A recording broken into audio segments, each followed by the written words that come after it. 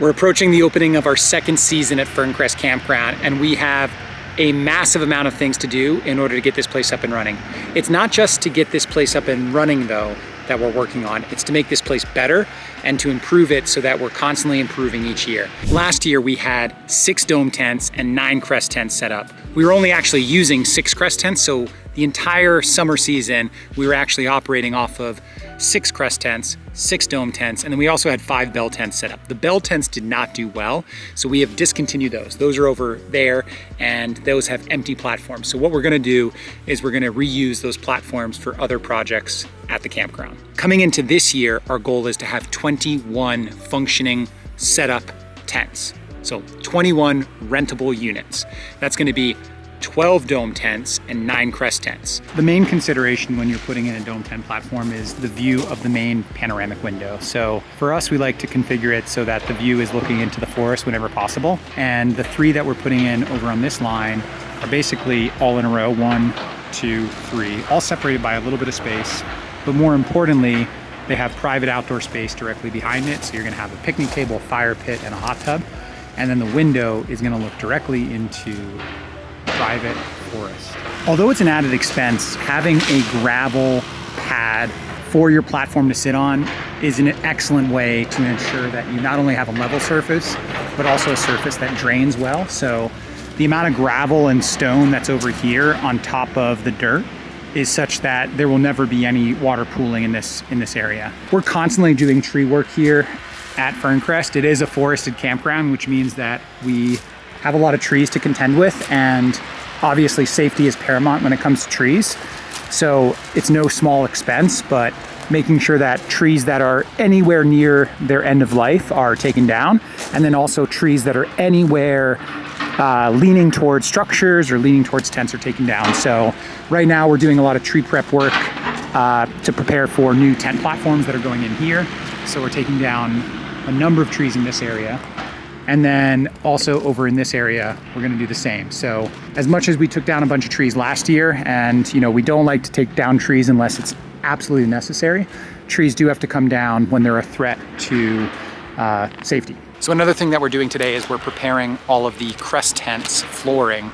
So last year we had a solid plywood painted flooring that was really difficult to clean and difficult to upkeep. So we're putting in a fairly inexpensive vinyl roll flooring that may not be the highest quality when it comes to like what you would want in your home, but on top of the plywood, it'll sit really flat, and then also be a really good material to clean and have general upkeep. And then the beautiful thing about this is glamping and camping, and the expense of actually this flooring is so low that, if we get a few good years out of it and it starts to get a little bit messed up or a little bit too beat up, we can easily replace it. Something that we have going in today is new septic tanks for the upper bathroom. So the upper bathroom had the old tanks, and I gotta show you what they were because it is comical what was here before these cement tanks were.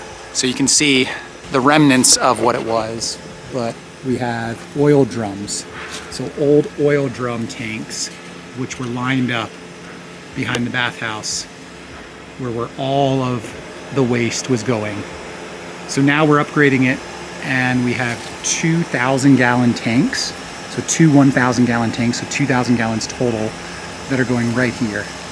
And we're talking an amazing upgrade that is so essential because there's no way we were gonna make it through another season without this upgrade.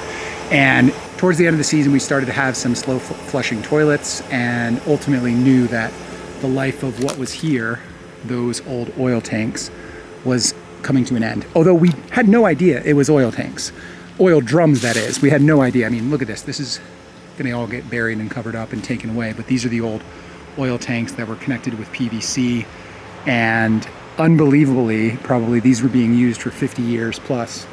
And now we have a system that's in place that is much more resilient and gonna last a lot longer. Not only is this gonna make the experience better for guests because we're not gonna have any toilet issues, but it's also gonna increase the value of the property because now we have a new septic system down there, a new septic system here, and we're even considering putting in a new bathroom over there, which would also have a new septic system. So we are upgrading facilities with all the cash that we generate we're constantly going to be upgrading this place so that it is resilient for the next 50 years. We're doubling down on the dome tents. We're building 6 new dome tent platforms, and that's not just the dome tents going up. That means site prep, that means trees coming down, that means gravel, a ton of gravel. And it also means building the domes and getting them furnished and electrified. So adding 6 dome tents is actually a huge investment, and it's a huge part of getting this campground up and running for the next season. But it's not the only thing we're gonna be doing. We have a lot more than putting in 6 dome tents. Last year we set up a playground that was really put together at the last moment. It was the week before we opened, and we wanted to get something up and running so that people, children, could have a place to play when staying at Ferncrest. That being said, it was pretty limited. We had 2 digger toys, we have a swing set, and we have a little climbing apparatus. This year we want to add to that in a similar fashion by not having it be a huge commercial looking playground, but really embracing the woods and having some platforms, not too high, but in the trees where kids can climb up on. We also want to add other amenities for children throughout this area so that there's more things to do. But not just children, also adults. So we're thinking about adding things like little putt-putt area, maybe a giant chessboard.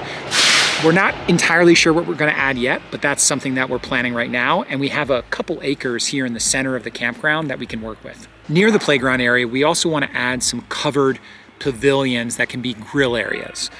We're not sure if we're gonna add maybe 1, 2, or 3 of those yet, but in the areas where the bell tents were, we have openings. And those openings are perfect for putting in little covered areas where we can have grill space, and people that don't wanna cook on their fire behind their tent can come out there and use a grill if they want. Towards the end of last year, we bought an outdoor wood-fired sauna, a barrel sauna. It's an amazing looking device. We didn't get it up last year because it was at the end of the year, and we didn't want to put it up and not have to get a lot of use out of it and just have it sit throughout the winter. So we're gonna put it up this spring, and it's in a box, it's in a crate, it's ready to go. We're gonna reuse one of the bell tent platforms and put that in an opening overlooking the woods, and then build the sauna on top of that. So that's not only a great use of the bell tent platform because that sauna does need a foundation to sit on, but it's also gonna be a really flat, beautiful way to create like a deck around the sauna and then have it in an area where it has a window when you're sitting in it looking out into the woods. Talking about the woods experience, we're also gonna put a Crest tent platform and a Crest tent out in the woods away from all the other tents. This is not for lodging, this is gonna be for a little spa tent. And we're gonna put a couple massage beds in there and maybe some other chairs and make this a area where you can book a massage. So imagine having a massage in the forest, and that's exactly what this is gonna be. So we're gonna reuse some of the bell tent platforms, once again, reusing those to create a boardwalk structure that sort of meanders through the woods and comes out to this magical opening in the forest where a Crest tent is gonna be. And that tent is gonna be where you can go for a private massage with your spouse or by yourself and really enjoy your time at Ferncrest in a very refreshing, wellness-oriented way. Because wellness is gonna be a core element of the Ferncrest experience. At the end of the day, embracing nature is about wellness. It's about this human need for being in the outdoors. And we're gonna do a lot more in this area to make that happen. One of the things about me is I've tried to save as much as possible at this campground. I really wanted the experience here to have elements of the old campground merging in with the new. And there's one building in particular that I was really hoping that we could find a way to salvage. And I held on to it throughout the last year, and I was almost convinced, up until like yesterday, I was convinced that we were gonna reuse it, but I ultimately decided that that building has to come down because it is too far gone and could pose a safety hazard as well if we try to repurpose it into something else. So that's gonna get demoed, and then I hope we can use that space because it's a really nice flat space in the campground for something else. Another thing I tried to hold on to because I had hope that we would find use for them were all of the vintage RVs that were at this campground when we bought it.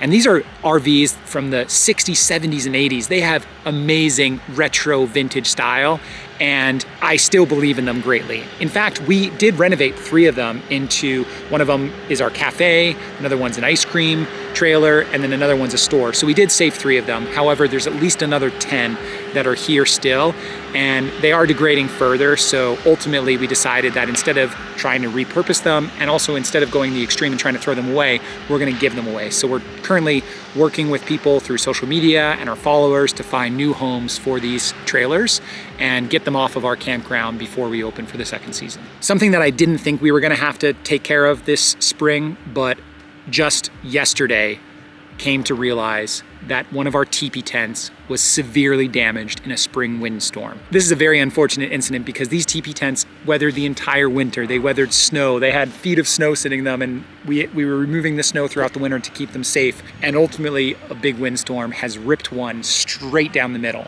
It is entirely torn apart. And I don't think it's salvageable. And I also don't think it's easy to get a new cover for this because I ordered it directly from the manufacturer.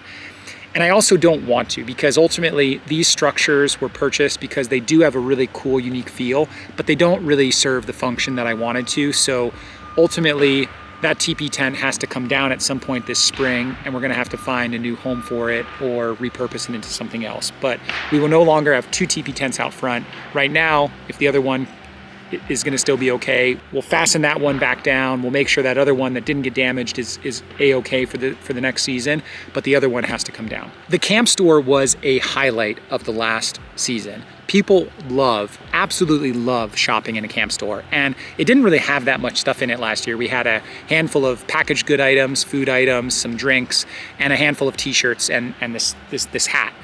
This year we're gonna upgrade that experience greatly by putting in a lot more merchandise, reconfiguring the shelving, making sure that that camp store is a really exciting camping experience. We're also gonna be adding a new firewood wall directly outside of the camp store that's gonna make it a lot easier and nicer to buy firewood. The firewood rack that we had last season lacked enough protection from the elements, so the wood had a tendency to get wet when it rained, and we had a lot of rainy days last year, so that posed a problem that we're looking to circumvent with the new firewood rack. And then we need to add so much mulch and stone and top up everything, sort of top coat, surface coat areas that we want to look nicer.